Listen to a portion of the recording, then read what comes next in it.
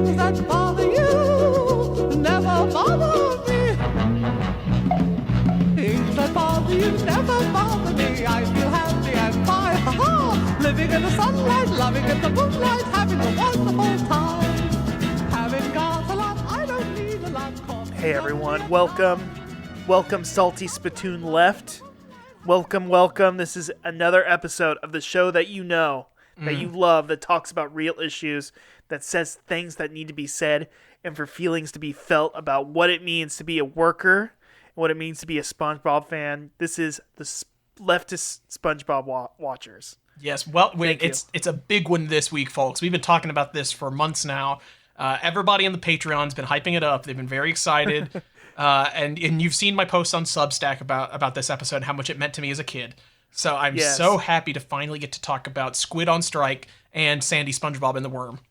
All 8 of our Patreon subscribers are well, okay, about 4 of them are excited. The other half are mad at us because we will not put out our, what we're going to do? Our watch along with the Coneheads. We are not putting that out yet. Not our yet, Leftist no. sub-series. Saturday Night Left hasn't dropped yet. Saturday Night Left. Look, that's maybe if we get to $50 a month on the Patreon, we might do this. We just need a couple more patrons. Listen, one of Alan's tenants, I don't go more into it, is not very happy with what Alan did to their bathroom. Yeah. And listen. Look, I have misophonia. And I don't like the sound of their tub running all the time, so I just took the bathtub out of their apartment. Look, right, but you can still shower. It's just gonna get on the ground. Yeah, and by the ground I mean like outside with a hose.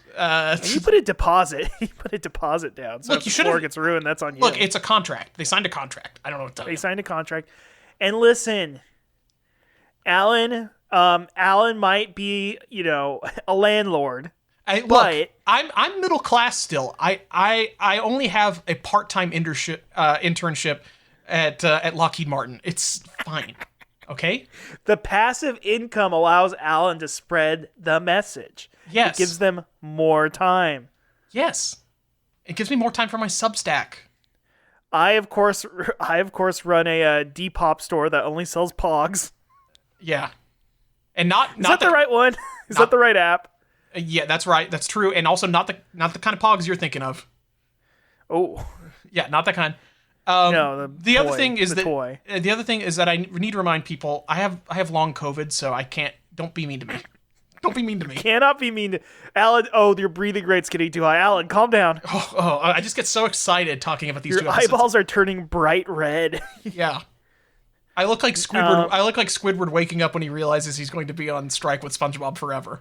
Alan has not been able to look at a woman's picture on the internet for months now because just looking at one exacerbates their breath so much that they shut down. Yeah, it's true. But I was able to make it out. We were recording in a special place this week, a place that's very important to both of us, and we decided to commemorate this with a special tattoo as well.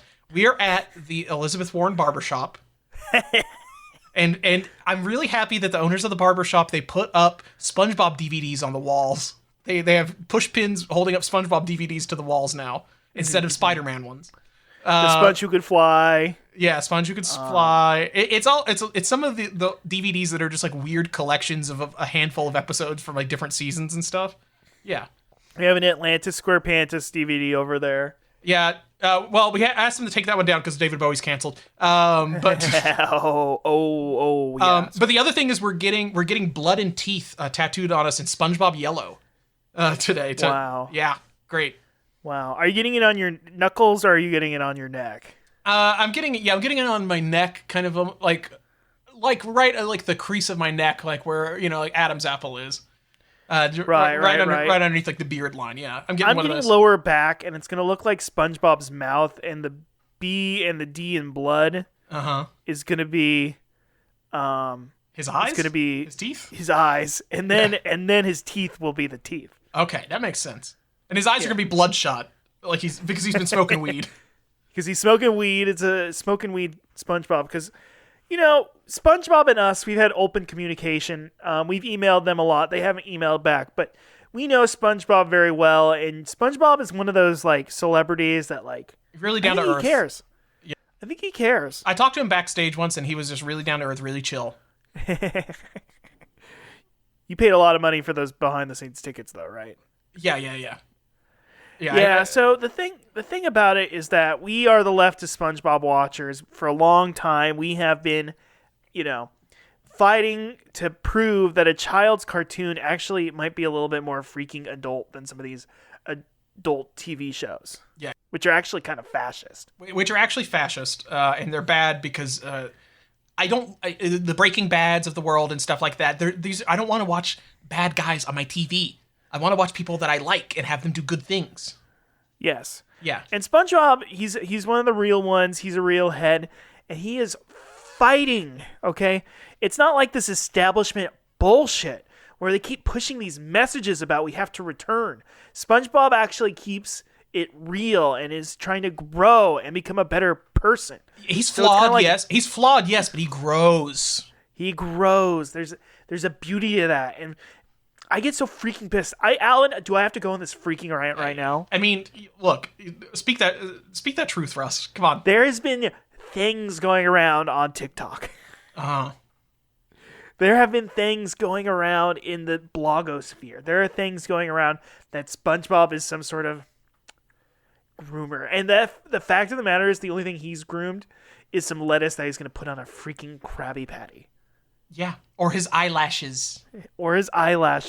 Sometimes he puts on funny underwear that he kind of like prepares. Yeah. Okay? Look, he's a little bit of a dandy. It's cool. He's the leftist dandy, if you think about it.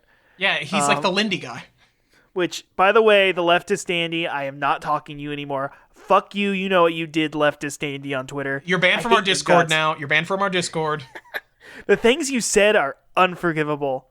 And that doesn't even count the slurs. So anyway, But anyway, SpongeBob, people are saying he's a groomer because he taught kids about panty raids.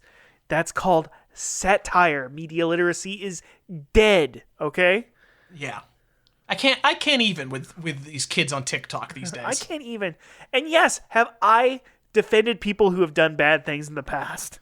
Yes, I've made many mistakes. Yes, we had Lana Del Raytheon on the first episode, okay? I'm sorry. I apologized on Substack. You did apologize on your Substack that has 3 subscribers. Yeah, and one of them is Lana Del Raytheon, and he was not happy about it. They were not happy.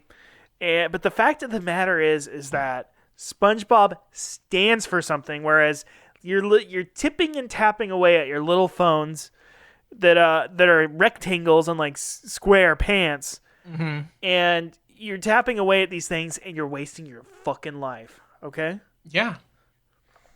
I mean, it's true. It's labor is entitled to all it creates, and so is SpongeBob. He's entitled to all the Krabby Patties. So is SpongeBob. Yeah. Let's just jump right into it. Squid on strike. My god. The people have been dying for it, Russ. So let's not make them wait any longer. It opens up with Mr. Krabs. He's counting his money. Money this, money that. Profit will make me wallet fat. But then, wow, he sees that profits are down $3 from last month.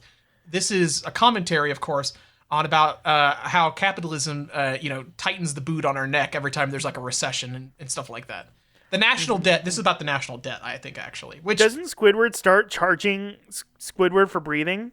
He does start charging Squidward for breathing. He's going to make Squidward get in the pod. Don't be surprised if we get there in 10 years. This is actually Geo Hell. Is what's going on here.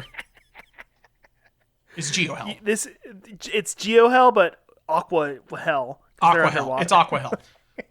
So he does. They're not on land. They're underwater. Alan, I want to preface. No, this hold on. There is Earth underneath the water. I don't know if you know about this. That's sand. That's different. No, I took an oceanography class. There's like tectonic plates and stuff down there. No, there isn't. It's sand. I'm pretty sure it's not sand. I'm a leftist podcaster. I kind of know everything about everything. I can just say it confidently. Okay, yeah, I mean that's true. I mean, look, I'm gonna let you speak your truth here, Russ. I can't stop you. Yes, I have a communications degree. I have no clue about science. But yes. I think I can safely say anything that's under the water that counts as sand.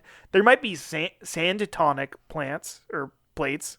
That you know what? That could be true. And maybe the tectonic plates are just moving around on sand. I don't really know. I didn't pay that much attention. I don't know either. I only took the oceanography class at a community college for this podcast, just so I could speak more authoritatively. You did take it in rural Iowa too. Yeah. Why would you have taken an oceanography class there? Look, I mean, it was the cheapest one, and I could take it remotely online. It's fine. It's like a vaudeville bit. I'm taking a oceanography class in Iowa. Vaudeville's canceled. We can't do that. Vaudeville is canceled. The shaving cream pies are canceled. Yeah, the shaving cream pies is supposed to look like cum. It's not good. That's not good at all. That's not good at all. We don't like... Little guys are getting poked in the eyes by big guys. Yeah, I can see how that Power dynamics. We don't like it. Power dynamics. I'm sick of height gap. I'm sick of the height gap romances, all this stuff. I will say, Alan, there was wrestling. I remember a couple years ago, one of the Max Fun podcasts, there was a woman who got mad at AEW because the Murder Hawk Monster, Lance Archer, beat up the little guy wrestler on AEW at the time. It was very funny. Anyway, please continue. And they're also coming on our next episode, by the way. Thank you. Yes, I mean, we've had so many crossovers with so many of the wonderful Max Fun hosts. Jesse, please add us to the network. We all live in LA. We all live in LA now. I'm in Silver Lake all the time. We all drink Liquid Death together. We all drink Liquid Death, and we like it. We share one vape pen, one weed pen that we spread around to one another, and then we just talk about real shit. Yeah. We've been begging to get Zenny Jardin on the podcast. We want her. Jenny kind of looks like a SpongeBob character. She does, and she's gonna smoke out Mr. Krabs' racist peckerwood particles from the Krusty Krab. Oh my gosh! Oh, so true. The only green that Mr. Krabs could handle is a freaking dollar bill. Anyway, that should transition us back. Yeah, the only lettuce he's interested in is the one on burgers, on the Krabby Patties. Selling low quality lettuce because the consumer is the one who loses in the end. And where did he get that lettuce from? Probably Migrant Farms. Think about it. Cesar Chavez. Anyway, so Mr. Krabs starts charging Squidward and SpongeBob for things like breathing, lollygagging. This is a commentary on quiet quitting, I think. Yes, I get a dollar. No, they get a dollar. Or I guess shells. No, they have dollars. I get a dollar. I get a shell dime. Yeah, that's why I sleep on the company dime. Yes. Again? Yeah, that's right. That's right. And we both have email jobs. We work from home, and if it's real labor, we're doing. Your internship with Raytheon, and I run a Depop store. Yeah, on our computers. Make any money. On our computers, we do that. But the one type of labor, it's. I still, and I know this is something that people are tired of hearing about on Twitter. I still have to say, the essential workers that run DoorDash and Uber Eats, you can't be slacking off this much. I depend on you. I can't eat leftovers. Well, listen, where do you get the thought? I'm not you, Alan. I'm talking about these damn DoorDash workers. Ugh! SpongeBob is an artisan, and he creates a beautiful and gorgeous Krabby Patty, and you're going to let it sit there for an extra 10 minutes because you're not willing to go up the stairs all 4 flights? Fuck you. I'm just staring through my Ring doorbell camera, and I'm getting so fucking pissed. Your eyeballs poking out of it like a SpongeBob character. Yeah, I am doing that. And when they look into the peephole and they see a gross close up, like a hyper detailed close up of my eye. You're so mad. I'm so mad. You don't tip in the Krusty Krab. Why would you tip them? Well, and I also believe tipping culture is bad, so I just refuse to do it. It's true, Alan. I don't say this enough. You're brave. Yeah, look, I'm taking a stand here. I'm taking a stand. Well, you're not. You are. You sit at your desk. That's true. Well, you bring your gaming chair up to the people. Well, like I said, long COVID, I can't stand up because I'll start to. It'll be hard for me to breathe. But SpongeBob immediately just forks over like $20 to Mr. Krabs, which does make me wonder, how much do you think SpongeBob and Squidward get paid every week? Do you think he gets passive income? His grandma looks kind of loaded, kind of like his grandma kind of looks like my grandma. So does your grandma like knit you sweaters and make cookies and stuff? No. Are you gonna make fun of me? No. Grandma's I know you still listen to jazz, so you've got sideburns. The Grandma's Kisses episode is the only one that me and Alan had a yelling match about. We screamed at each other. Well, podcast almost got canceled. I got mad because I started going off about white males listening to jazz, and it was. And I kept going, giant steps. Giant steps. You're like, Giant steps. Birth of Cool. That's Felonious Monk. you know I do like Thelonious Monk because I am also the leftist Steely Dan head. Oh my gosh. Yeah. Is Felonious Monk? There's a pun about him and I believe that Turn That Heartbeat Over Again. Oh, okay. I got stressed that sorry, Midnight the Cruiser. 3 jazz guys I know that I named a white guy. Yeah. Look, it's fine. I literally was sitting there sweating like, really? I named a white guy? Whoo boy. But Thelonious Monk's black, and he was that was from Midnight Cruiser, by the way, off the album Can't Buy a Thrill. I listened to that. I listened to that while I'm riding around on my dad's boat. Which Alan somehow also has a leftist Steely Dan podcast that somehow has less subscribers on Patreon than this one. but more Substack subscribers. So instead of 3, it has 4. Yeah. So look, Listen. I'm diversifying. Watching porno, Peg is about porno, right? So watching porno is kind of leftist because you're supporting sex workers or something. Yeah, it's like that. Yeah, that's what the song's about. Yeah, it's like that. Thank you, Alan. Yeah, it's positive. Where does bread and circuses fit into this?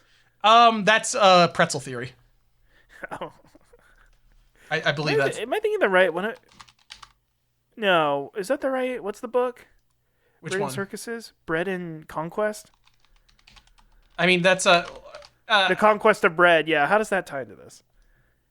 Buns or bread? On Buns or Cracker bread. Patty?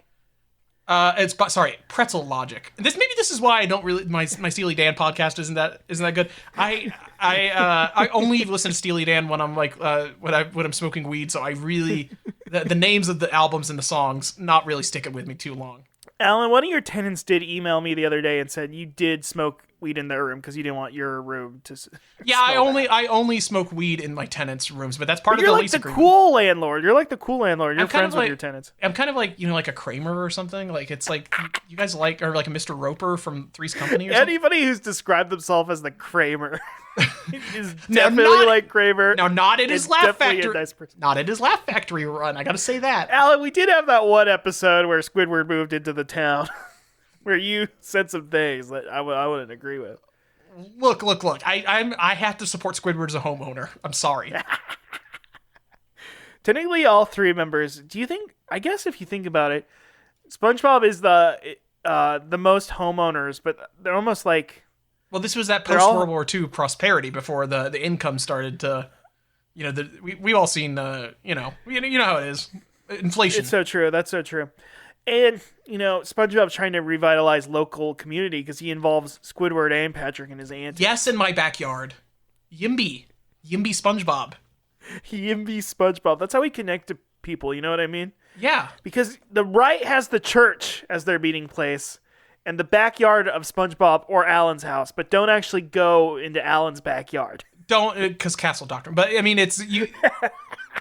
Don't actually, and if any of my tenants do step into my house, I do shoot them immediately because I'm scared. But you only do have a modified Nerf gun. It is with a modified Nerf gun, and it's fun. And it is modified. It's fun because you're the fun landlord. I'm the fun landlord, folks. I keep a bowl of candy out for all of my tenants, and I have a camera. I have a camera with an AI in it that tells who picks up what candy, so that way I can tell what candies to give them each month. It's normal. Well, Alan, you do keep getting the shittier, cheaper candy every time. Yeah, I use it to optimize what candies I can buy and spend the least amount of money. It's normal. The jawbreakers. Yeah, it's the jawbreak. Well, jawbreakers Red just Hots. does make sense because you can suck on them for the longest to get the most bang for your buck. That's just cost effective. That's true. And you say that to them. You'll knock on your tenants' doors at 2 a.m. and be like, "Do you know that's actually the best value you can get out of candy? Yeah, you want to smoke some." Hey, yeah, I'm opening the door. I'm coming in there to smoke real quick. Look, it's fine. So SpongeBob, Squidward says we got to go on strike. SpongeBob gets excited because he doesn't know what a strike is. A lot of people are like that. Look how they diminish the strike and how people have forgotten what it means to be worker and worker solidarity. Because SpongeBob is the lumpenprole. He does not have the class consciousness. So true. It's so true. Yes. He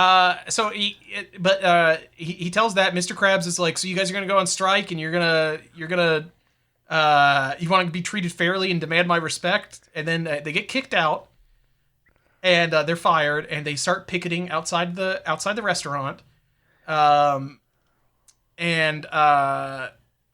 this basically happened to me once at my old email job. What happened? I refused to wear shoes at my WeWork until they told me to leave. Oh, that's not fair. It's not fair. It's not fair. And you know what? It's WeWork, not them work. Okay, it's not footwork. I do run also another business called Them Work that's for non-binary and women. It's like a WeWork, but I just don't. You seek out homeless shelters and you buy out there. You buy them out and only they them can work there. I put some Herman Miller chairs in there and some tables and it's a collaborative think space free from the binary. Yes, free from the binary, but no dudes. And who counts as a dude? I have to decide at the door. So like, it's fine though. Right. It's fine though. Look, people do that on Tinder and Hinge, so it's okay for me to do. I think I'm just so busy. I would love to listen to the McElroy podcast, but I remember and my brother and me live show that I think was maybe the last live show I listened to 5 years ago, where they were getting questions and they said, "Can we get a question from not a guy? How about a woman or non-binary?" In the audience, and I'm like, they're so right for doing this. This is so true. They're so right.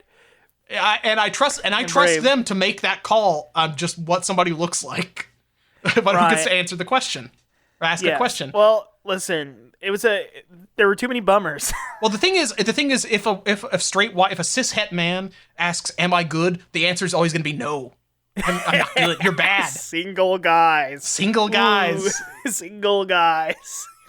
Now, if the single guy is there with his like she/they girlfriend, I'm okay with it. Okay, wait. Yeah. How could he be a single guy with okay, whatever? Well, spiritual. It could be open. I don't know.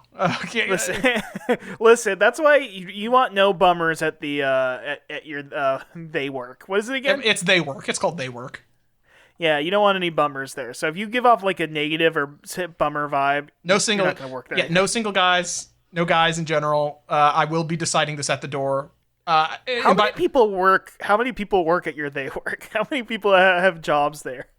Well, I mean, it's mainly just people that like want to use a computer inside. It's kind of like an internet cafe now. I don't know how much work they're actually getting done. It's like the library, except the opposite, because you kicked homeless people out. It's like a library, but the only people that go inside are like rockabilly women. Like, so like, right. Yeah.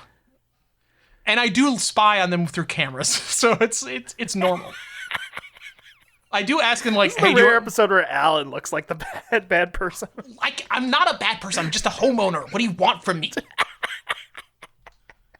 You're a small business owner. You're the backbone of America. Look, I'm giving people safe spaces for women to hang out, and maybe I'll ask them if they want to go smoke weed with me upstairs. It's normal. Listen, I'm the good guy here. I'm the one who doesn't wear shoes in public ever, especially at like local businesses where I work at my Depop store that sells vintage pogs that nobody wants. Mm-hmm. And I just wear my bare feet in a Subway, or I have my bare feet out at a McDonald's, and everybody is disgusted at me, and I refuse to change things because they have taken so much from us as workers in this nation. Are they really going to enforce my feet to be back in a pair of Payless Shoe Source sandals? Well, you're all about grounding and getting connected to the earth and stuff, and shoes stop you from doing that. It lowers your vibrations. Yes, I'm kind of Posadas in that way. I want to return. Yeah, well, to you're always a more natural state. Well, so we were originally going to be Posadas was a little bit too problematic for me, but we were originally going to be the Posadas SpongeBob watchers, and we were going to talk about his theory about how dolphins we should have sex with them and they're psychic and they're really smart and stuff. Just like the second SpongeBob movie. It's basically about that. Ocean Man. If we could have got Posadas to listen to Ocean Man, I think a lot of things would have went different. Have you ever watched the second SpongeBob movie? Of course. Okay, good. Because I was like, oh, pretty good, adept reference, Alan. I was pretty impressed. Of course, you knew that the main character was one of the main characters was a psychic dolphin voiced by Matt Berry. Yes, of course, Bubbles. We all know this. Bubbles. We all know this. I played Echo the Dolphin. I get it. Jasper, what's the guy named Echo the Dolphin? Oh, I don't know that one. But yeah, normal. Also, this podcast episode is dedicated to Ernest Borgnine and Tim Conway. Mermaid Man and Barnacle Boy. But shouts out to them. Shouts out to them. They were fighting evil. Evil on the ballot, just like we are this year, the most important election of our lifetime.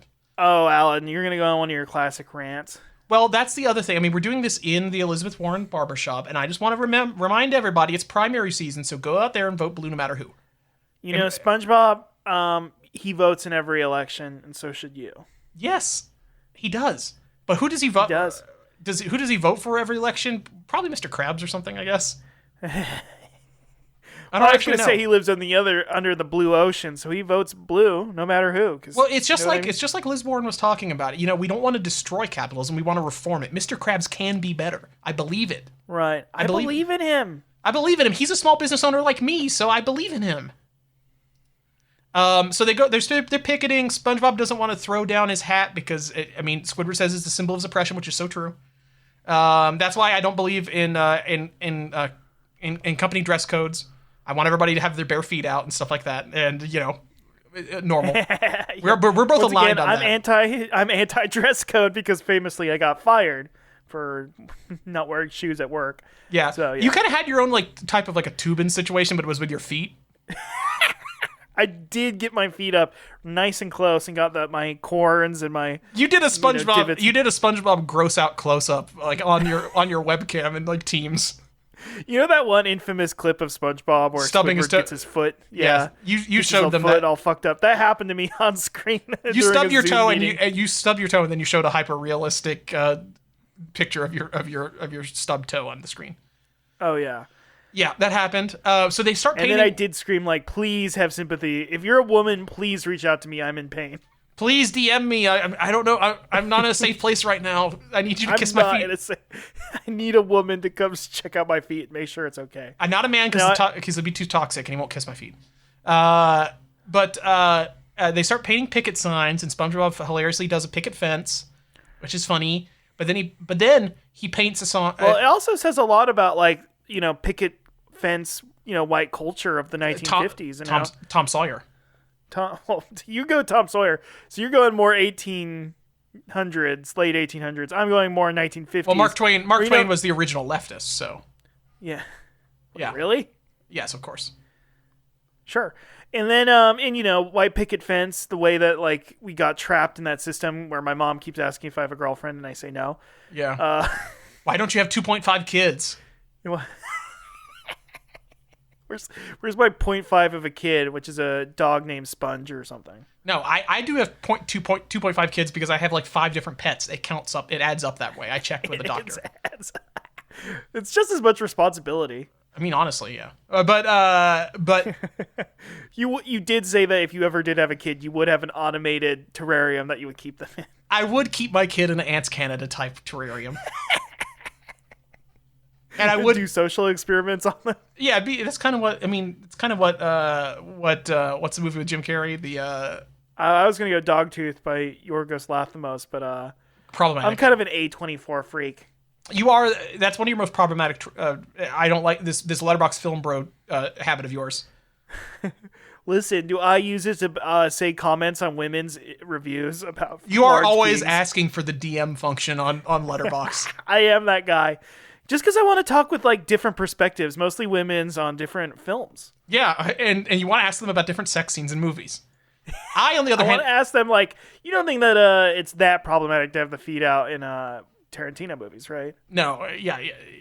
I, on the other hand, I don't like seeing sex scenes in movies because I do watch all my movies in my tenants' houses, and it's really awkward when they walk in the room when I'm watching a sex scene in a movie. It winds up happening a lot. You keep going oh, this is so awkward. This isn't initiated. This is so awkward. Look, this is just a normal movie. Sit here on your own couch with me, and we'll watch the rest of it. Let's have a dialogue about it. Let's have a dialogue about this. So Squidward paints a sign that says Krusty Krab is unfair, and then SpongeBob says Krusty Krab is funfair, and everybody runs inside the Krusty Krab. I think this is a commentary about how people don't know how to read anymore because they be on their damn phones.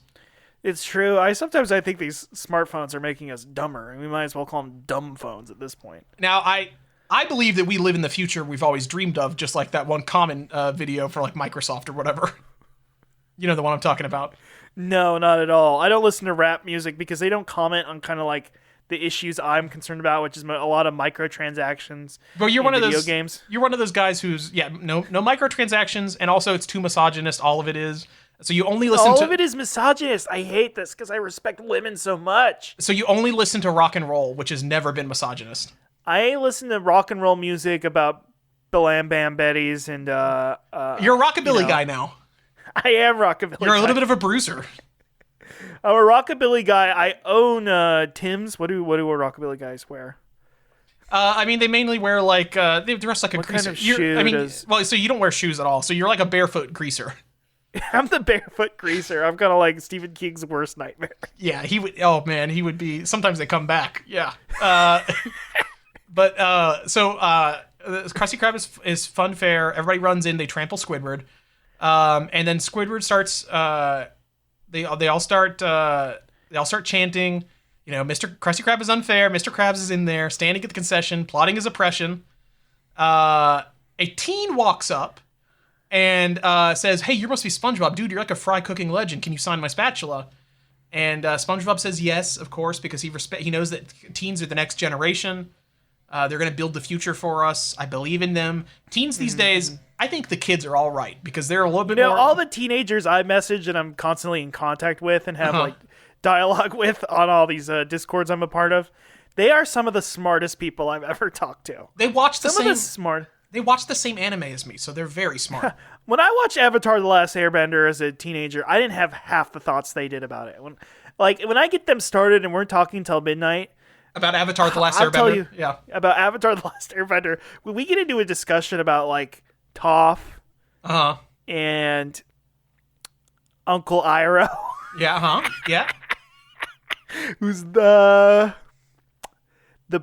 Prince Zuko. Yeah. When we get started about these things, when we start talking about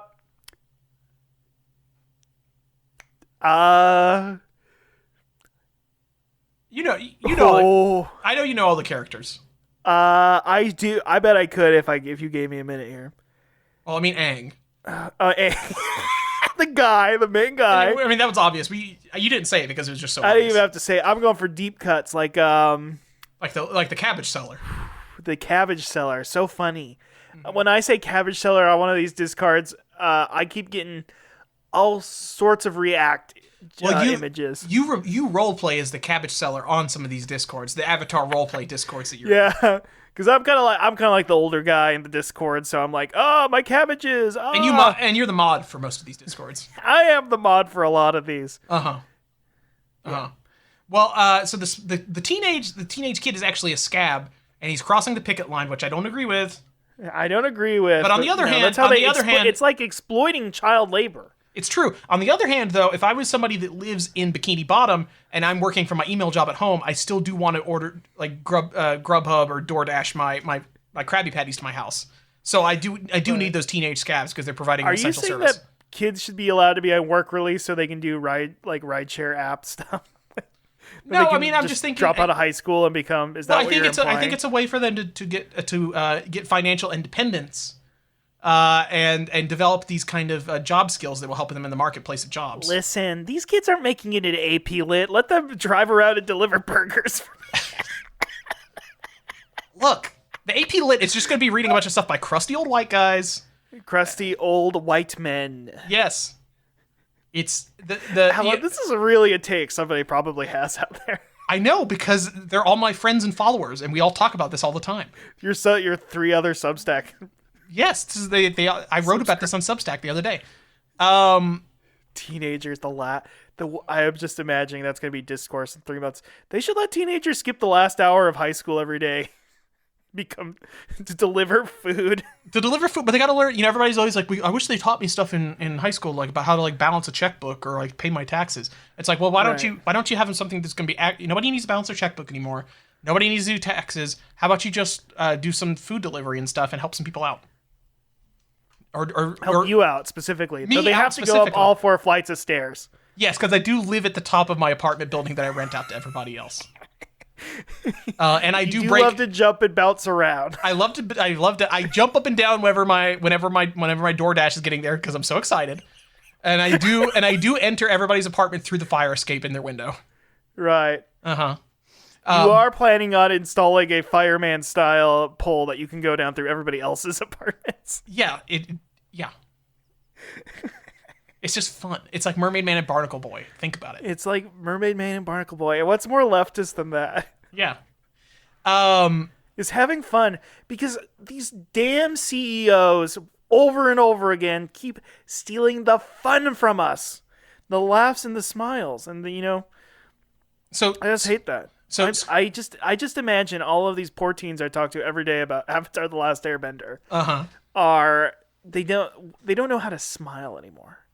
Yeah, and you are always telling the teens, like, you look prettier if you smiled. I say that, and I say, like, you know what? That's the one thing that corporate America is trying to steal from you is your beautiful smile. And you're right to not wear shoes. You will always protect the smiles of these teens. But Squidward gives a really good speech here, talking about dismantling the oppression board by board, sawing the foundation of big business in half, even if it takes an eternity. Sending a hammer of the people's will crashing through the windows of Mr. Krabs' house. Hammer and what? I'm sure the freaking execs at Nickelodeon made them cut the other half. Yeah. Of the hammer and what? He's going to slit Mr. Krabs' throat with a damn sickle. Yeah, I know, right? It'd be so freaking badass. I'm going to load up some AI art program to make that right now. Yeah, I'm going to yeah, that's cool. It's that we like AI on this podcast. That's my other thing I sell at my Depop store is AI art. AI's art of like SpongeBob and like Karl Marx hanging out and like right. Yeah, Karl Marx would have loved this shit because it gives power to the people. It gives you're always talking about how everybody that knows how to draw things is like a bourgeoisie, and because they had to learn how to do something like that, and it takes time and effort and everything. But now it's democratized. Everybody can make AI art of gangster SpongeBob or whatever. Yes, and you are selling the airbrushed gangster SpongeBob shirts. Yes, it's so. I keep saying this over and over. You know how SpongeBob has inspired us to be like more leftist? Sensible workers' rights. Yeah, more leftist. If everybody is able to make leftist SpongeBob cartoons, then that means art and storytelling. I'm sorry, I'm getting choked up. Art and storytelling. Sorry, I'm a failed screenwriter. Art and screenwriting can do so much, and it can inspire. And the way that we diminish that by making us get jobs, by parents making us get jobs, is so brutal. Because capitalism is just driving us down, and I'm sorry. It's not fair. It's not fair. It's not. Look, all of your SpongeBob spec scripts that I've read are great, Russ. Thank you. Yes. Thank you. I've never seen the little icon pop up on Google Docs, but I'm sure it was just when I went to bed. Yeah, I read it out loud when everybody goes to bed, and my tenants do complain about it, but it's fine. Again, it's in the lease agreement. I will be reading things out loud at night to help people go to sleep. I'm trying to be helpful. It's so true. It's so true.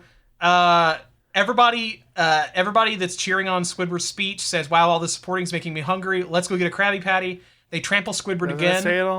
Doesn't it say it all? And Squidward says, "Nobody gives a care about the fate of labor as long as they can get their instant gratification." I don't understand what he's talking about. I kind of missed this scene when I watched it last time because my DoorDash was being delivered when he said that. Right. So like, I don't really understand what he's talking about there. Well, it's just so shocking because a lot of these kid cartoons are so adult. Yeah, well, you don't even realize as a kid. You just it's like cracked.com stuff. You don't even realize how adult. It's like My Little Pony Friendship is Magic, honestly. Yeah, it really is. Which we also did have the pod. We already went through it. We went through all the episodes, including the Equestria Girls. But we also did do My Little Pony Friendship is Solidarity. Yeah, and comrades are solidarity. Yeah, right. Mm-hmm. I know that us and our third co-host. He did bring a knife to stab us both for kicking him off the show and kind of forcing us onto this next beat. Well, he thought that if he killed us, we might be reincarnated in Equestria. So like, I can't blame him. He did want to become part of a fat idiot Twitter What was the? Sorry, this is ancient drama from a million years ago. He wanted to be fat idiot Pole. And I don't remember this. I really don't remember this one. You don't remember this? Was there somebody whose account was named that? No. This is. You can edit this out, right? Well, it doesn't even matter. Yeah, it's fine. The third host of Struggle Session, he wanted to become the leader of Idiot Pole or something. That guy, the conservative guy. He wasn't conservative. He was just smarter than everyone else. Well, yeah, I mean, he got it more. The thing is, if you are actually a great man, then great man theory is correct for you. So, like, yes, as a great man myself. Yeah, it's fine. And you a great them because you own they. I believe in great them theory. Yeah. Great they them. Great they them theory. Anyway, thank you. But anyway, so Squidward gets trampled. We talked about this when you're young and you watch SpongeBob, you identify with SpongeBob, but when you watch it as an adult, you realize leftistly that Squidward was right the whole time. Right. Mm-hmm. Once you can see the freaking Matrix code. You see the freaking Matrix code because you listened to a podcast where somebody explained Adorno or something. You're an expert now. You're an expert now because you listen to a podcast. I played Fallout New Vegas. I understand dialectics now. Okay. It's true. It's true. I watched a video about a guy on YouTube explaining dialectics in Fallout New Vegas, and it was in the background while I was playing like Destiny 2, and I understand it now. Look, I multitask. So they did do it in your tenant's room. I do in their house on the TV. I do exclusively play Destiny 2 in all my tenants' apartments. Right. And you ask them to join in, but then you forget that there's no split screen in Destiny 2, I think. No, well, the thing is, in every TV in the apartment building is one of those Sony TVs where it's the 3D TV and you put on the glasses for split screen. You know that only works with 2 games, right? Like, well, see, you're just sitting there like, it's working, right? And they're like, no, it's not. Well, the thing is, I bought the TVs because they were really cheap and they were, but I do make all of my tenants use it even if they bring their own TVs. They can put those in their bedrooms or something, but I'm going to be in the living room. They can put the TV somewhere else. Why not put it in their bathroom? Yeah, put it in the bathroom. I watch TV in there. I don't go in there usually. But it's, SpongeBob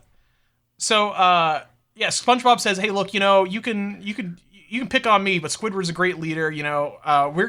We're gonna be on strike forever until we get what we deserve. Squidward in this moment, he does lose solidarity. He he hears SpongeBob's voice echoing forever, and he goes home and his eyes are bloodshot, not from smoking weed, but because he's terrified, and he has a vision of old Squidward and old SpongeBob still on strike. But then Mr. Krabs comes crawling back to Squidward. It turns out the teenage scabs are pissing him off. I guess they want to talk about Avatar: The Last Airbender, and he doesn't know what's going on or something. Well, I could have handled that situation. You could have handled that situation if you were Mr. Krabs. Mr. Krabs also barefoot all the time. What are you implying? I'm just saying. I mean, like, look. Alan, are you fucking trying to piss me off? No. I'm just saying. After we split up the fucking... Do you need me to split up the fucking podcast again? No. Not on the... Oh, no, your long COVID's coming up. You can't even breathe anymore. I can't. I gotta go. Now you're gonna make me order. I'm gonna have to order some Starbucks to help my throat. I gotta get like a yuzu sweet tea. A caramel steamer, no caffeine, just sugar. And if they don't put enough foam in it, I will be throwing it in my DoorDash guy's face. It's true, because he should have asked, or they should have asked. Excuse me. That's the other thing. I don't let straight white men deliver my DoorDash. That's the other thing. They have to come up and then put the bag on their head for flight stare. Then they drop the coffee off because you don't even want to see it through the ring. Well, I had that post that went viral a while back about how I think that male what's the Instacart delivery guys? Yeah. They don't know how to pick up groceries and they're squeezing my avocados too hard and stuff. They're getting handsy with the avocados. I'll give you that. Yeah, it's not fair. It's not fair. You did buy a boob cake for yourself. It wasn't even your birthday. You didn't like the thought of somebody a straight man staring at them too hard. I don't want male gaze on my boob cake. But you love boobs because like boobs are epic and awesome and also I do have 12 free the Tatas stickers on the back of my car. And I do drive around honking and like making a motion to people to like encourage them to whip them out. I'm actually the leftist whipping them out Wednesdays person. You're doing whip it out Wednesdays, but leftistly. Yeah, wokely. Whip it out because the state doesn't want you to. Yeah, it's actually like you know how it's one of those Instagram things where they're like, how come you can post male nipples and not female ones? And the old Street Fight podcast was like, you should do drugs while you're at work, and you should steal from your job and steal from stores and stuff. You're like, well, you should whip them out in public. Yeah. Yeah, that's where your stance is. That's kind of I think people stealing from work is not good because people do steal the computers from my work, and I don't like it. It's not good. It's not good. It is insured, but I don't like it still. So SpongeBob goes to the Krusty Krab and starts just ripping up the floorboards and stuff. In this moment, I think he becomes a little bit of a toxic Bernie bro. Because it's a little much for me, I'll be real. Well, look, I mean, SpongeBob, like again, we said he's a flawed character. He makes mistakes sometimes. Squidward, meanwhile, is negotiating with Mr. Krabs. Again, reforming capitalism. Squidward is the Elizabeth Warren voter in this situation. So he's in the right, and SpongeBob's being a toxic Bernie bro. Which, look, you know, sometimes he is. He's not always in the right every episode.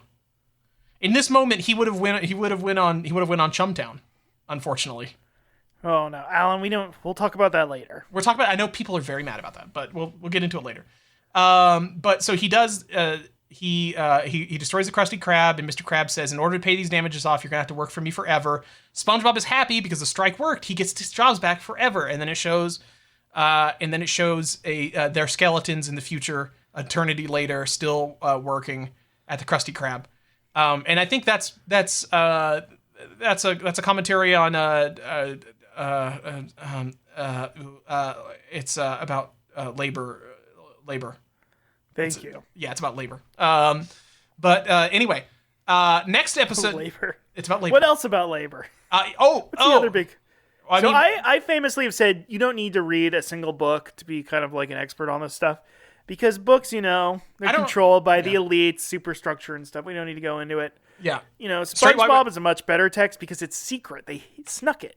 It's something that everybody can consume, so it's better. And I love children's entertainment and talking to children about children's entertainment, because in a lot of ways, children's haven't been poisoned by capital. Yeah, and that's the other thing is that well, we're also in all the YA discords on YA TikTok, and we're always talking about our favorite young adult novels. That's the only thing. Of course, those are the only books I read, and that's how I understood leftism, is by reading The Hunger Games and Harry Potter. Did you hear that subtlety and metaphor were invented by the CIA? This is true. Look it up. Yeah, look it up. They did. It was Andy Warhol or something. But yeah, it was a psyop, I think. So don't get me started about a psyop. Most things are psyops these days. But Sandy, SpongeBob, and the Worm. This one, I'm always telling people, this is the disaster capitalism episode. Wow. This is kind of a geo-hell. It's a little bit of a geo-hell, well, too. As we said earlier, in underwater, aqua hell. But of course, there's the big worm comes through. It like eats people's house. It like takes bites out of like fire hydrants and shit. And we see as waters rise in Miami and starts eating the houses there. Oh. We're gonna see a big worm in Miami, but you know what? That's what they get for voting for freaking Ron DeSantis. That's true. I think we should sink Florida into the ocean. Everybody there. Don't give me freaking star about freaking Florida. Don't. Florida man. Honestly, everybody in the South, why don't you move? Sell your house. Sell your house. Move to you all have houses, right? Just sell them and move to a blue state. Come on. You should move to they should move to a red state, but like then they would all vote for blue. Well, no. Well, hold on. They all need to coordinate and move to a blue state and then flip the vote there. That's the thing, because the rest of the South is a lost cause and you can't do anything there, and they need to get rid of it because it's toxic. It's toxic. It's toxic there. They should create therapy pods, and we could stick all of the Southerners in the therapy pods until they're normal in their brains. Mm-hmm. Alan, of course, lives North Carolina. No, wait, well, I'm in LA now. Yeah, that's right. We all live in LA. That's right. We're, I'm in Silver Lake now. You drank a lot of that sun drop, though. I do have it flown in. It's not flown in. It's somebody does DoorDash it from an Ingalls in North Carolina. They drive across the country to bring me my sun drop. Gold belly it. I gold belly the sun drop to my house, and the Bojangles too. And I still get very mad because it's still late somehow. I don't understand how it's late. I don't understand. I mean, late to you is after 12 p.m. I just can't with this anymore, Russ. You need drinky? I needy drinky, and unfortunately, the drinky I needy is Sundrop, and it's not here yet. You get very ornery. You start screaming at your tenants. I do, and because they don't have Sundrop either. It's scary. Look, it's again in the lease agreement. It's fine. You start swinging your sword around. What it was, that like wooden practice sword that they use in. Yeah, it's like one of those kendo swords or whatever. Yeah, you're throwing your kendo stick around. Yeah, I look like a wrestler, which also the leftist sport. Oh yeah, pro wrestling is leftist. Every pro wrestler is my friend, and WrestleMania was epic. I'll be real. Cody Rhodes finally finished the freaking story, and then he went and thanked Triple H, who, you might be like, oh, he helped abet sex crimes that his former father-in-law, because him and Steph aren't together anymore. But really, if you think about it, he's doing worker rights because, in a way, he's giving his employees WrestleMania moments, which are beautiful and real. Yeah, and I think Cody, we're all living in an American nightmare, if you think about it. Yeah. Yes, it's true. We are all living in an American nightmare. It's not just Alan Wake these days. Everybody's in an American nightmare. The fact that he was able to finish a story, bravo. Thank you WWE, and thank you WrestleMania, and thank you for providing moments. Yeah, thank you for providing moments like that. Not the bad moments like the bad man that's gotten rid of. Yeah. He was the only bad one. He was the only bad one. And those are bad moments, and like every bad moment in my life, I have forgotten it and never think about it again. I can't. It's too much trauma for me to think about those bad moments. It's trauma. Yeah, we got to stop with all this trauma. I'm having my long COVID's gonna act up. I'm gonna get into like a Puss in Boots realistic panic attack if we talk about this too much. Yeah, don't worry. Miles Morales realistic panic attack, like that one cool short movie that we did a Patreon episode about it. The spider, whatever it was, the thing with where you had the panic attack about being a spider or something. When Alan gets too act up, I put on BoJack Horseman, like like one of those cat channels where they just play noises. Yeah, just to calm you down. Yeah, that's my safe place, is just watching BoJack Horseman. BoJack is kind of your comfort character. This is Gore. This is Gore of BoJack Horseman, my comfort character. But he is my comfort character, and also I will not follow back any Toddkins. He's toxic. I don't. You don't like Todd? So you're more with BoJack. You're a BoJack head. Yeah, well, because he's the homeowner in the situation. Well, also his name is in the title, which means he's the nicest. He's the protagonist, so we have to be his friend, and he's like good. He's my friend. Yeah, BoJack Horseman is my friend. He's my friend. Just like SpongeBob is my friend. I kind of have said in the past, BoJack Horseman is kind of the spiritual successor to SpongeBob, even though SpongeBob is still going. Well, it's a more adult version of SpongeBob, but adult in a good way, in that it's about feelings and not about guys being nasty and mean. Yes, I agree. The guy. Sometimes BoJack is nasty and mean, but he learns a lesson by the end. About somebody tells him, like, you're being toxic, BoJack. You can't do that anymore. And he's like, oh wow, I didn't realize I was hurting people's feelings. I'm sorry. And then like a licensed music song plays, like really sad or something. It's like it's kind of like a Rick and Morty, but not as toxic as Rick and Morty. Let go. Oh, don't even get me started. Rick and Morty again. Well, after the bad guy left, it's good again though. Oh, it is good again. You got me there. We need to get rid of all these bad guys. We need to get rid of the bad guys, and we don't need to think about how they got there in the first place. We just need to get rid of them and then move on. But we have to start, like all things in leftism, we have to start from the bottom and then work our way to the top. Well, we have to start. First things first. Yeah. We got to get rid of the bad guy in the Instacart, the local LA Instacart delivery scene. I'm trying to find. I'm giving every single straight male Instacart guy. I'm giving him a 1 star on there until eventually, hopefully, that guy just gets fired from Instacart or something. I'm hoping it'll eventually work. I don't know which one it is specifically is the really bad one, but I think if I get rid of the right one, the whole thing will just be fixed. You're kind of a hero in that way. Yeah. I'm doing direct action. I'm doing direct action with my Instacart reviews. But speaking of direct action, everybody decides they need to take direct action about this worm that's eating everybody, that's eating everybody's stuff. He ate my child's homework. The kids wink. That's a commentary on... nowadays, they couldn't do that because they do their homework on the computer. Think about it. It's true. Now think about it. A guy has a huge bite taken out of his butt. That's a fun joke for us at home about how millennials love to eat ass. Now I've never done it, but I talk a lot about how much I would like to. You're not a, you don't do none of that crazy shit. Look. All I do is I post videos of myself eating whole chicken wings and pulling them out of my mouth with no meat on it, and I do send that to every woman on Twitter and to most of my tenants and tell them to show it to the rockabilly women they know in their lives. As the person here who supports letterbox DMs, I think you need to join me on this crusade. I think you would have. That's true. How many rockabilly women are on Letterboxd? How many rockabilly women are on Letterboxd? Let's see how many women reviewed Ford Fairlane. Ooh, no, hold on. Andrew Dice Clay is kind of canceled. We can't talk. I don't like it. What is the most rockabilly movie? Grease, probably. I guess Grease. Let's do Boomer. It has to have some edge to it. Well, it's a musical though. But it can't be any Stephen King movie because that. He's a little bit problematic. Hold on. There is an essential. He's votes Democrat, so he's actually pretty woke if you think about it. He would have voted for Obama like 3 times if he could have. Alan, there's a lot more top 5 rockabilly movies than you think. Atomic Jane Clothing. Okay, yeah. This is more a thing. Walk the Line. Okay, makes sense. Yeah, okay. The Wanderers. I don't really know. That's a.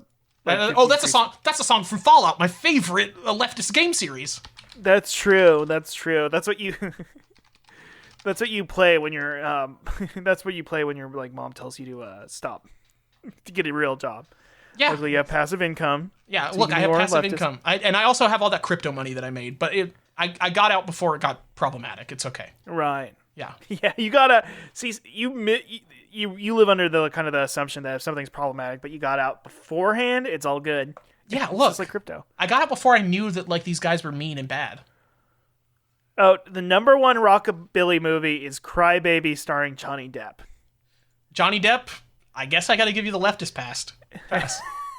I can't believe there is the official. There is the official rockabilly movie. It's a John Waters film too. I guess we have to watch it. I mean, John Waters is kind of like the rockabilly guy. I mean, you got what Hairspray or something? Yeah. Okay. Yeah. Sure. I wouldn't call him the rockabilly guy. I guess he likes. I wonder how rockabillys feel about him in general. I think that. Demeanor. I think they like it. It's anyway. So they do like a Jaws thing and like a Jaws pastiche, which is really funny to watch as an adult because I remember that movie.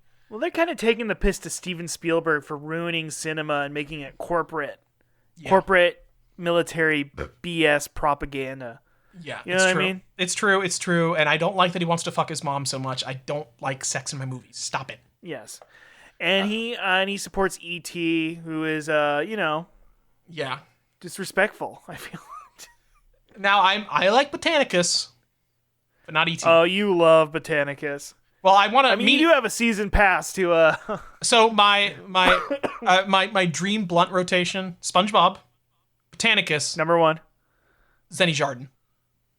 Wow. Oh, Joe Biden.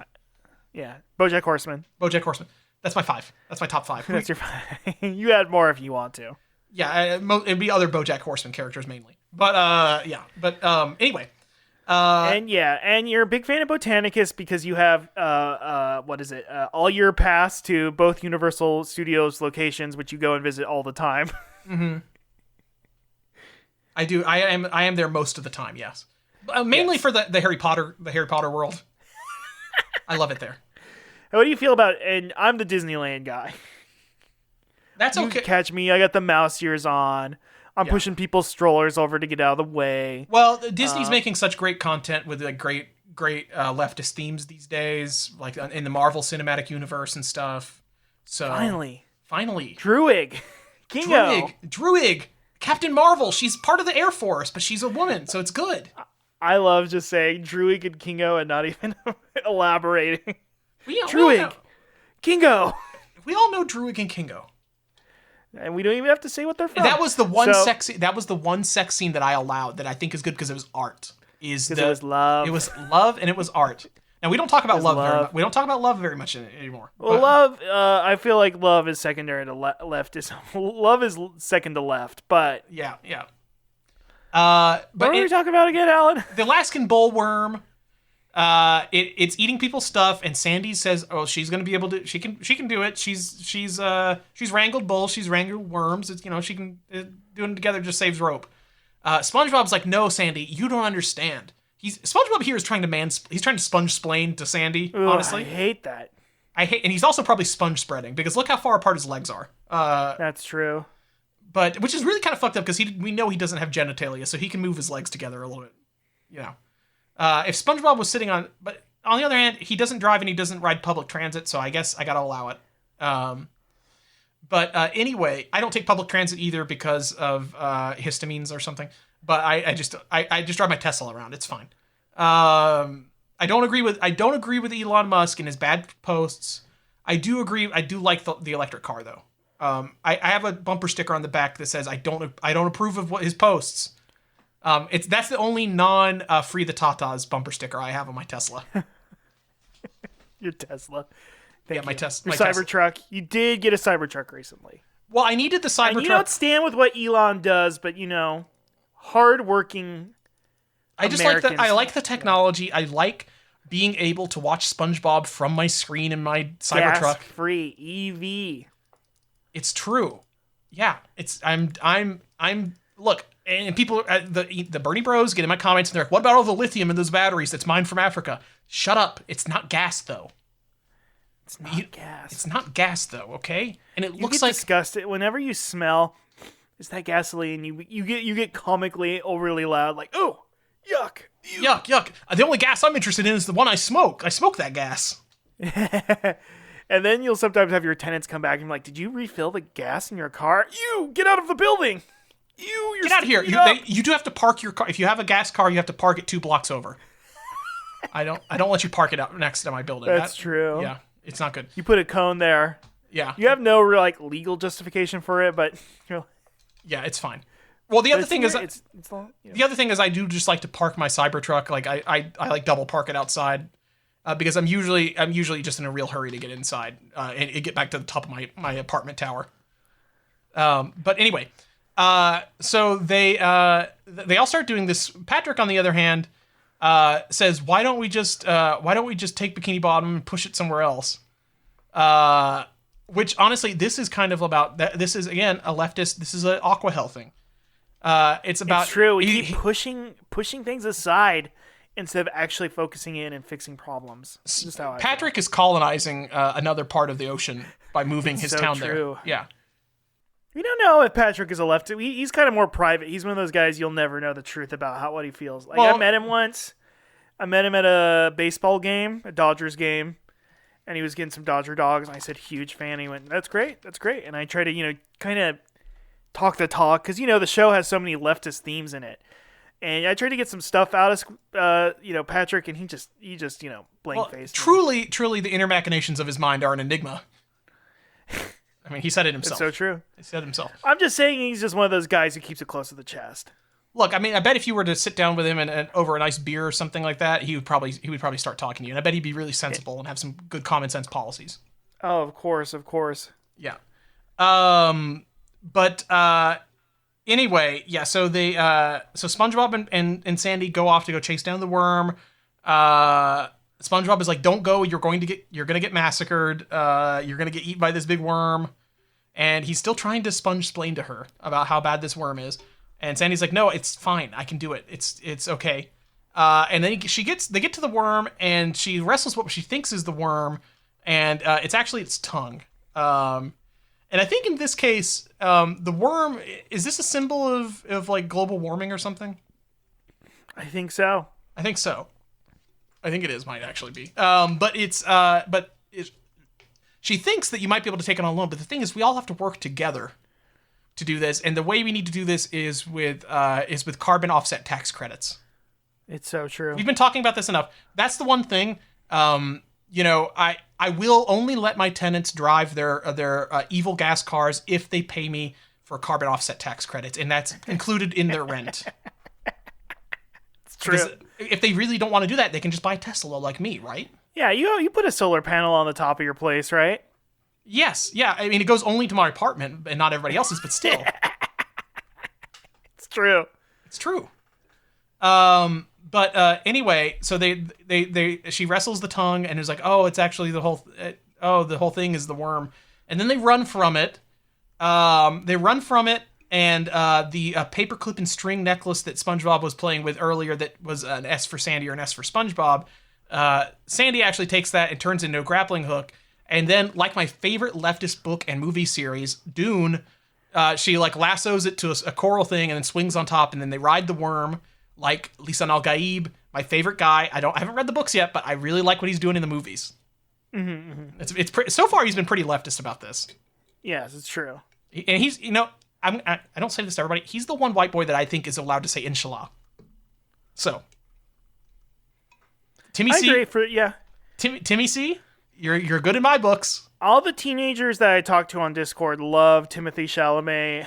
Sometimes I tell them that they look like him. Mm-hmm. So yeah.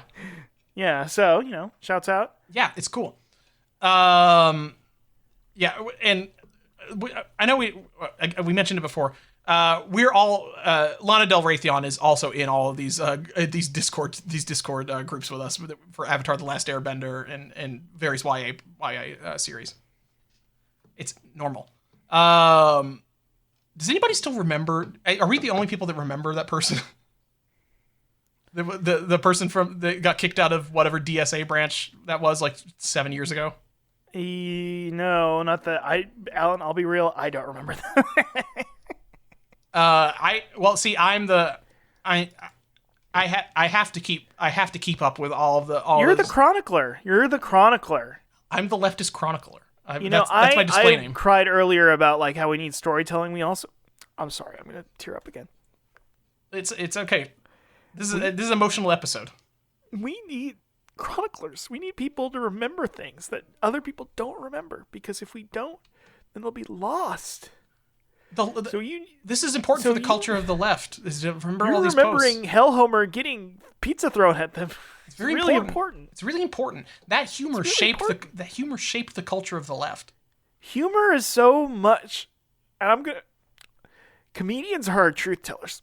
Look, and Nanette. What Alan said on Chumtown should be appreciated and not attacked. I'm sorry. That's not. Thank you, Russ. The thing is, comedy, media, it has the power to change people. If you consume media, it can make you a good person. It can make you laugh, and it can make you smile, and most importantly, it can make you change. It can make you change. I watched BoJack Horseman, and I'm good now. You now are, you're going to therapy now, Alan. Well, I actually don't need to go to therapy because I watched BoJack Horseman. See, this is just vanity. You just pay for vanity. I pay a therapist, and they'd say, I agree with everything you're doing. Oh, you watch BoJack Horseman? Oh, yeah. There's like stories about how like kids get glasses now because the glasses are cool even though they don't need a prescription. Yeah. That's kind of like you in therapy. You don't really need it, but it's just vanity, and you like to tell people about like, back from the therapist. Yeah, well, I do DM women. I DM all the rockabilly women. Like, just got back from the therapist. I'm feeling really vulnerable right now. Yeah, I do that all the time. My talk with my therapist, I need to talk about my talk. You just need to talk. All we do is talk. We run a podcast. It's just talking is going to fix everything. It's going to fix things. That's direct action, is talking. It's talking. It's talking into a podcast microphone and creating content for people to consume. Consuming is direct action. That's the point of the podcast. It's the point.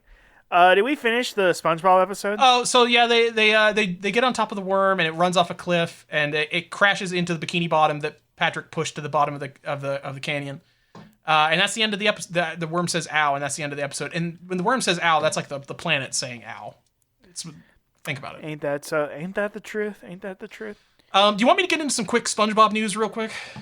Yeah. Let's go run through it real quick. Power Wash Simulator VR visits Bikini Bottom and some new SpongeBob DLC. Wow. Did you just say DLC? Oh, I'm sorry. I know you hate that word. Ooh. There are a few things that piss me off about what's happened to gaming, okay? This is your main complaint about capitalism in general, is DLC and microtransactions. Listen, I wouldn't say I was the most political person before 2018, but then when Star Wars Battlefront 1 or 2, I don't remember which one. When they dropped that shit, I got pissed. Yeah, that's actually a lot of people joined the DSA in 2016. You joined in 2018 because of the DLC. More of us than you'd think. That's you're a single. I remember coming to the first meeting and being like, we need to take a stand against the fat cats at EA. Mm-hmm. It's about the DLC. It's not good. DSA good, DLC bad. Yeah. We're always saying that. Well, it's $7.99. I think in this case, Russ, it is adding a new mini campaign with 6 levels. I want a full campaign. Yeah, why don't they just sell me the sweet? Like we needed a full campaign with our friend Lizzie Warren, but we don't need to go. I'm not going to go into that. Yeah, please, Elizabeth Warren, please campaign again. I have big structural Bailey in my yard in front of the apartment. I bought it off your campaign. It's just sitting here waiting for you. Please. It's true. I light it up. I have lights on it. I decorate it for Christmas and everything. It's just sitting here waiting for you, Liz Warren. Please. Yeah, that's the thing. The other thing is I'm happy to announce I bought the barber shop that we're in right now. I'm going to be turning it into another They Work. But we're going to keep... SpongeBob? Does that fall under SpongeBob news? Well, it's just kind of general news, I guess. It will be SpongeBob news because I'm going to keep the SpongeBob DVDs that are pushed pinned to the wall.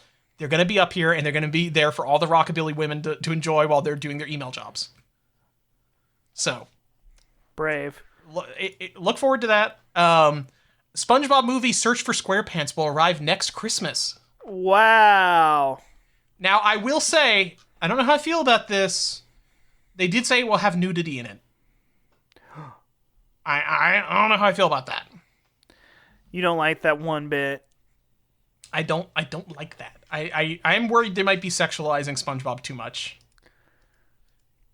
I don't want it to be awkward for me to watch this movie in my tenants' apartments, okay? SpongeBob has been fighting off these allegations, these groomer allegations, and then bigwig Hollywood suddenly starts going, start throwing it around, start making it crazy, start, whipping it out, and I'm like, no, not gonna stand for it. Think of the children. I know SpongeBob is a show for both children and adults to watch, but please. I'd say in some ways it's kind of more for adults, because I got more out of these 2 episodes than any kid could have. Yeah, they would never understand it the way we did. Yes, thank you. Yeah, when I watched this as a kid, I didn't even think about becoming a leftist, but when I watched it as an adult, I'm like, this really makes sense. I'm definitely going to vote for Joe Biden again. Yeah, when I watch Camp Coral, I think about voting for Joe Biden, and I'm eating my Jenny's ice cream when I do it. But I mean, you know how I feel about Camp Coral. Ooh, Steve would have hated it. Steve would hate this, but I don't hate the concept, so I will watch it. He just wouldn't like the execution. When my girlfriend broke up with me a couple months ago, Steve wouldn't have liked this. Yeah, Steven wouldn't like this. Steven wouldn't like this. The podcast is going to suffer if you leave me. Yeah. Think about the podcast. She took half my pogs too. Granted, I was keeping all the pogs on her kitchen table, and she won't let me back into her apartment. So. Yeah. Well, she did throw some. She did throw some of them in a box outside, but it got ruined in the rain, so it was not good. It's brutal. It's tough out here. SpongeBob SquarePants restaurant to open in Sao Paulo, Brazil. It sucks that we have rain. I thought this was a drought country. It's bullshit. No, it was it was really bad luck that you happened to break up on the one day it rained in LA. It's really sad. It is really sad. Why don't people feel more bad for me? Why don't people feel more bad for me? You posted about it so much, and only a few women replied. Only 2 women replied, and one of them was a bot. One of them was saying link in bio, put my pussy in bio, and I'm like, please, no sexualizing here. I'm trying to enjoy, trying to support my friend Russ. Right. That's the other thing, is that we are best friends, and we talk about it all the time. We are best friends as leftist SpongeBob Whoppers. we are the best. That's our sub podcast where we go to Burger King together, and it's a YouTube series. We go to Burger King and we talk about how the Burger King items we're ordering are leftist, actually. Right. Though I will say this, my sub podcast, we don't record it and we just do it. Yeah, we just do it. I mean, I am kind of recording it because my Tesla has thousands of cameras and sensors in it. But I like to think Elon's hearing it, because we epically own him on it all the time. We call him a damn corn cob. and maybe I think he might learn a lesson and like improve his company. SpongeBob SquarePants restaurant to open in Sao Paulo, Brazil.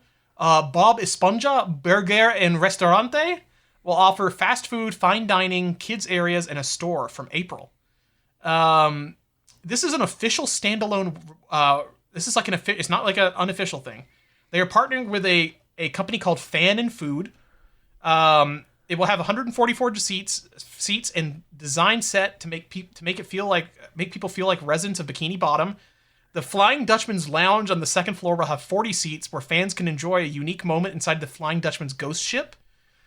Also on the second floor will be SpongeBob House, described as the first and only SpongeBob SquarePants themed fine dining spot in the world with 70 seats, and customers will be able to enjoy a special menu created by renowned chef Heaven Del Hay. The venue will also feature a SpongeBob store and 2 kids spaces, one of which is Casa da Sandy on the mezzanine, where children will immerse themselves in the universe of Sandy Cheeks, or Sandy Bochechas, as the character is known in Brazil. I guess we're going to have to take a trip to Brazil. I'm glad to. I've heard, and I got, me, I kind of know some people on the inside. I heard Bolsonaro didn't want this to happen.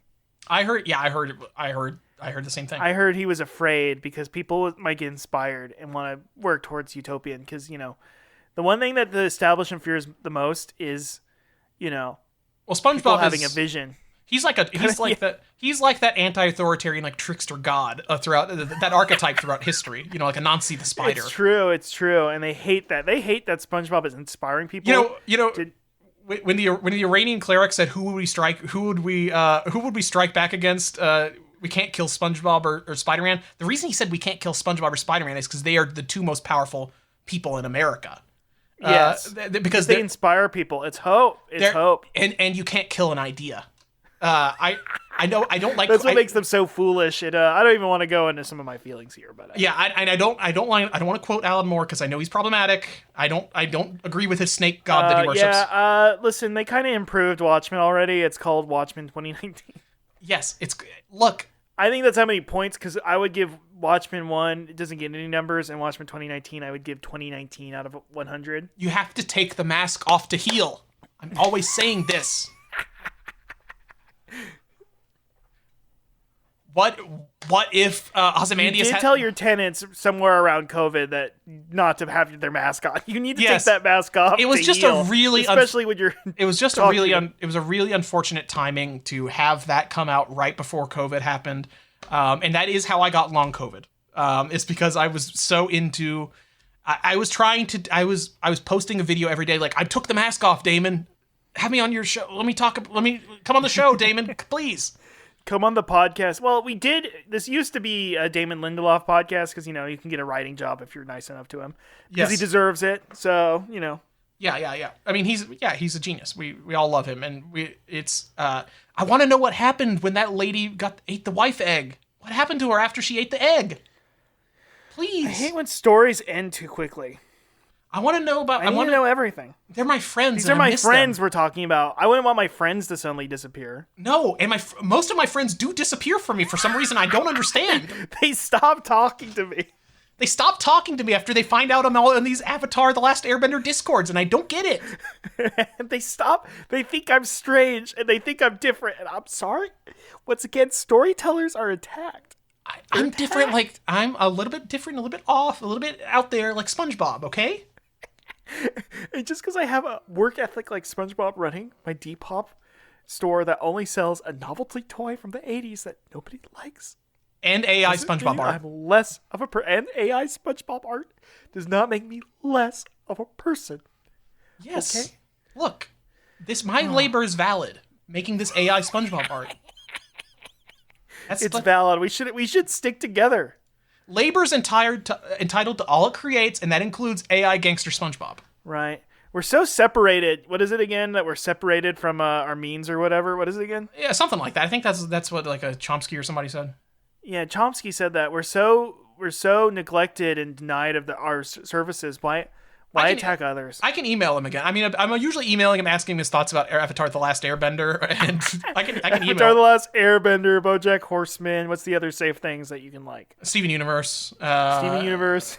Yeah, I ask him What about does most Noam of it. Chomsky think of Steven Unicorn? Has Been Hotel. I ask him about that sometimes.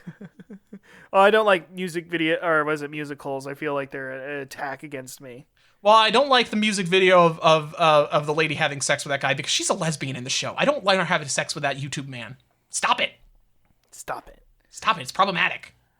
But it's I actually, after that happened, I commissioned her making out with the other devil lady as a way to compensate for But that you video. weren't horny about it. You were just supporting Yuri. Yeah, it's pure, and I love to see them hold hands. And I did that, and I like to see Gene Bayonetta hanging out. Yes. Yeah, one of our good personal friends was just telling me the other day about how Bayonetta is actually queer. We love it. We love it actually. It's no male gaze in that game. Nothing. Yeah, I still haven't played the third one yet though. I'm so excited. Sorry, I'm Click, so I got it. Okay, I got what you're talking about. I'm so excited to play the third. I'm so excited. Talking about? I'm so excited to play the third one. I hear Anyway, yeah. Alan, do we have any fan questions this week? Yeah, so we've been kind of dancing around it, but we did get a question. We did get a question from our friend Rory. Let me pull it up here real quick. This is kind of talking about that my Chumtown appearance. I know everybody wants to know more about that, but look, I guess I just get it out of the way. I made a little bit of a joke. Rory asked, "Do you stick by what Alan said on Chumtown about SpongeBob buying a pineapple house, thinking it would make his cum taste good? Because SpongeBob is like a father figure to me, and I will be using the drones that I helped develop in my part-time job at Nordstrom to unalive him for that." Rory, I'm so sorry. I thought that SpongeBob eating pineapples to make his cum taste good was considerate. And it's scientific. It's backed up by fact and science. I do this all the time, just in the off chance that a woman will taste my cum. I tell women this all the time. You say it to them, usually on first dates. You tell them all the time, listen, we're not going to do this. Feel comfortable when you want to do it, but I want to let you know straight up that I eat pineapples. The pineapple. Okay, so I have mostly Free the Tatas bumper stickers in my car. One, I don't agree with Elon. The other sticker I have on my car is a pineapple, and I have to clarify, I'm not a swinger. It's because I eat it. You would, you're not married. No, and I'm not a single guy swinger. God forbid. Sorry. Yes.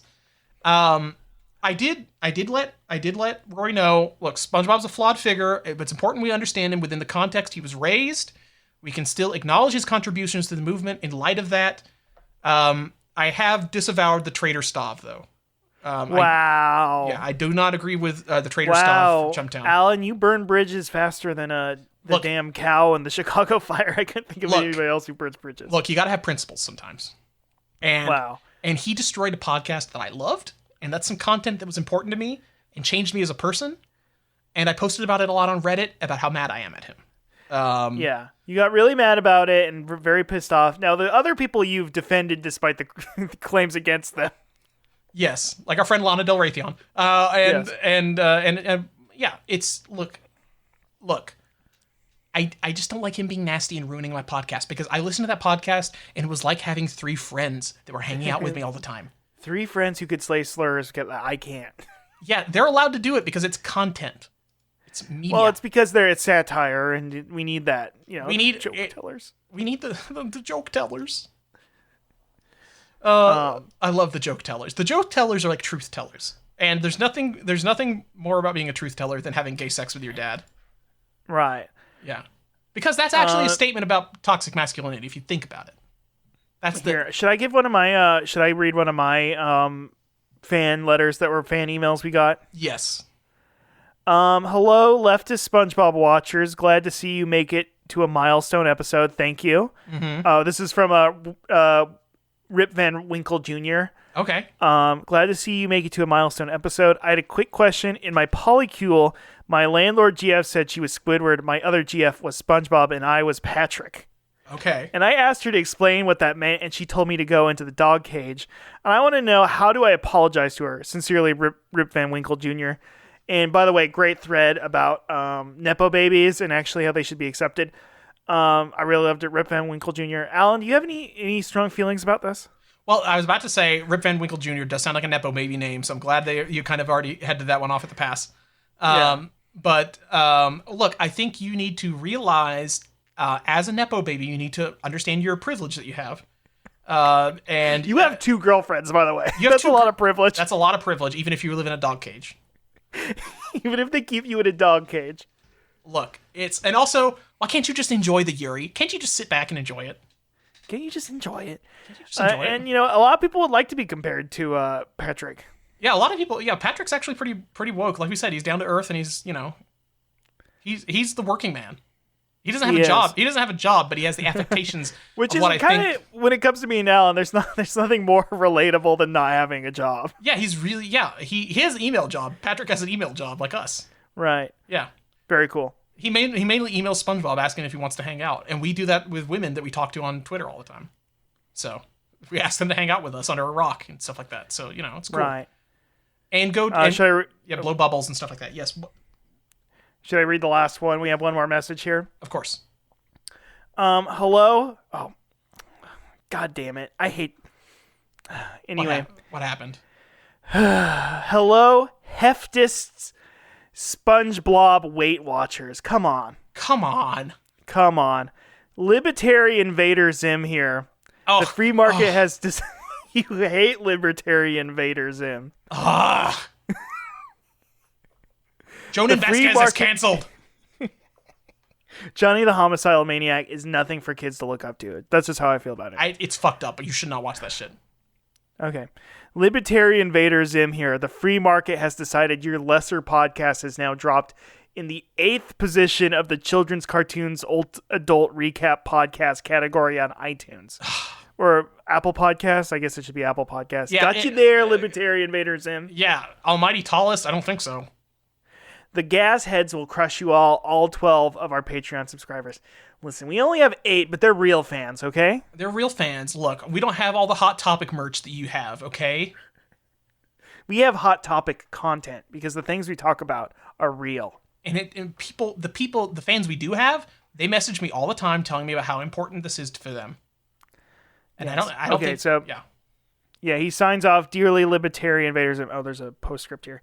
Postscript, hey Alan, Dad wants to know if you want to stay with us at the Airbnb at Atlantic City, or do you want to stay at that girl on Discord's house there? Any feelings on that? Well, I will be having I'll have to tell my brother later. I mean, I will be having my Alan sex tour. So I'll tentative on that one. Okay. I understand. I'll just go next door and let him know, okay? It's okay. Fine. Yeah, he owns he owns the apartment building next to mine. Wow, Alan. Yeah. This was a really good episode. And it was a big important milestone. It's kind of the one we've been building up to quite a while. Yes, I'm so excited, and now we get to start into season 3, and so much good stuff is going to happen. This was the last episode of season 2? That was the last episode of season 2. Really? Yeah. Wow. SpongeBob, kind of like us, it grows and changes and it tackles complicated ideas and values. But in the end, it feels so good to be nostalgic and have nostalgia and think back on better days.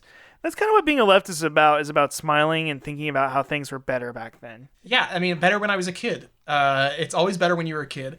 And people say, nostalgia's a trap, it's a poison, it's reactionary. No, it's not.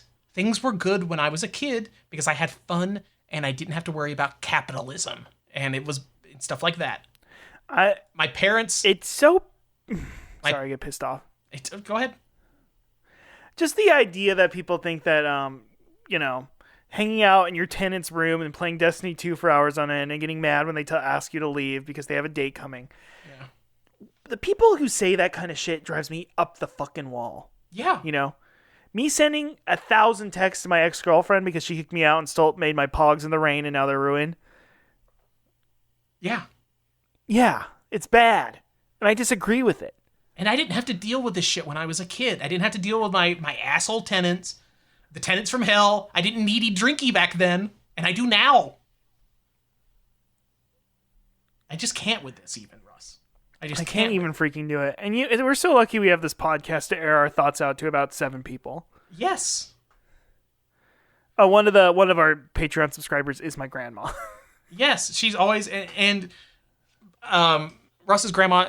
I really appreciate the 5-star iTunes review. I don't think you need to ask why haven't you got a girlfriend yet in every single review on all the platforms that I really like appreciate. That she's juicing the numbers, but still, I don't know. It's a little bit.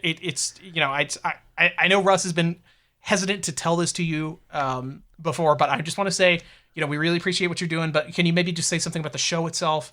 And not about him being single. How handsome I am, and how I'm strong, and how leftist he is. Your grandma's leftist, right? She voted for FDR or something. Something like that, probably. Yeah, or one of the Democrats, and they've never. I wouldn't say she's that leftist. I would kind of say she's the opposite, but but we don't need Look. It's you can change her with you got to get her to watch SpongeBob. I tried to make her watch SpongeBob, but she got sick. Oh. It just felt bad. That was the capitalism leaving her body. It's the poison. It's the toxicity. Yeah. I think it's because whenever I come over, I bring her the same food I eat. When I bring it over, I bring her like a hamburger, and I don't think she can eat that. You bring the Burger King over to her house, and yeah, come on, every Grandma. time my grandma eats Burger King, she just feels worse. But yeah, I don't get it. Well, I can't eat any of her leftovers because of the histamine. So yeah, it's a real shame. I guess they didn't have those back then in the 60s or 30s or whatever. They just had stronger guts. It was the hose water, I think. But anyway. I never drank enough hose water, and look at me now. Look at me now. I don't need to. I just gold belly my sodas. It's fine. Anyway, folks, I really appreciate it. Again, follow us. You can check out the Substack at SpongeBob, leftistspongebob.pod, and you can for $5 a month you can read all my posts, and for $10 a month, for $15 a month you can get my phone number. For $35 a month, and if you're a girl, we can come meet up. Yeah, I think what's our $50 tier again? $50 tier, you can see all the cameras in my apartment building. Right. You can just $75 a month. You can read my one blog post that I ever wrote that was just about Quiet on Set and how effed up that was. Yeah. Pickle guy. Pickle guy. You don't like Pickle Boy, but you don't want people being too mean to SpongeBob. It was mostly about that. Yeah. And then what's on our $100 tier again? The $100 tier. The $100 tier is you get to come on the podcast once. Once, and you have to be quiet during it, but we will acknowledge you're there. You get to sit in the Discord call with us. Yeah. But you have to have your mic muted constantly. Yeah, or we yell at you. That's only happened once. Yeah, it's only happened once. It was to our grandma, too. She was asking if I wanted cookies. That was your birthday. We're not even in the fucking same room! And I don't know if she knew that was $100 reoccurring. I think she thought she was just giving you birthday money or something, but... Which she still sent me birthday money that year, but we don't need to go in on that. Look, it's fine. That's and what's at our $250 tier again? Oh, the $250 tier. That one is you get to come to the Burger King drive-thru with us and do the leftist Burger King eaters. We'll buy you the Burger King, which will not be released. No, it's again. It is only going to be seen by the Tesla engineers that are watching me through my cameras. Right. Yeah. And you have to pay for your own food. I'll buy you a drink though. And what's at the $350 tier again? The $350 tier is we will send you a special pin, like an enamel pin each month. One enamel pin. We'll send you an enamel pin. And that's kind of over the course of 4 months. You need to be subscribed for 4 months. Because we don't want the last thing I want is somebody subscribing for a month, getting the reward, and then unsubscribing. Oh, the idea of that pisses me off. It's like stealing. Fucking bad. It's like stealing from me. You're stealing money from my pockets. Stealing from me. Personally. You're being taking money right out of my pocket. That money could go into putting another secret camera in Alan's apartment. Yes. It could be going to more movies for me to watch inside my tenants' apartments. Because I do pay. Go to that slide we were talking, the fireman slide that you were going to talk about. And that is the thing. I do pay for all my media. Some of it is paid on my tenants' Amazon accounts, their Prime accounts, but it's worked into the billing for their lease every month. So right, yeah. But I do because I think it's very important. I would never pirate anything. That's because they have to pay in. They pay the normal subscription rate. Yeah, the subscription services. Then you get them, but they all have to pay because they all have to pay in. Because that's kind of like It's kind of almost like a commune. Alan, have I ever told you how brave it is you kind of run your apartment complex like a commune? It's true. We're all family here. You're all family. That's why you're allowed to walk into their place whenever you want. Yeah, and just like smoke weed and watch TV and stuff and play Destiny too. Talk to them. Yeah. About deep stuff whenever you want. Whenever. Yeah, that's my job on the leftist commune. Is landlord. My job on the leftist commune is landlord. Okay. Yes. Yeah, that's what it's gonna be like after we Elizabeth Warren gets in charge. Free. Yeah. You free it, man. Yeah, that's what it's all about. What's our sign off again, Russ? Oh, we what is it? Roses for Sandy. Roses for Sandy. I'm right here to stay when I'm old and grey. I'll be right in my prime, living in the sunlight, loving in the moonlight, having a wonderful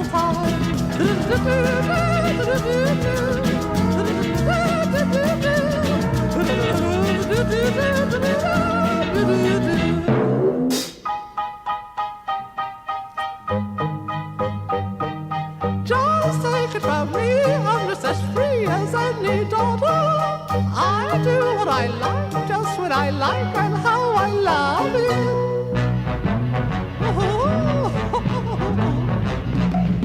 I'm right here to stay when I'm old and grey. I'll be right in my prime, living in the sunlight, loving in the moonlight.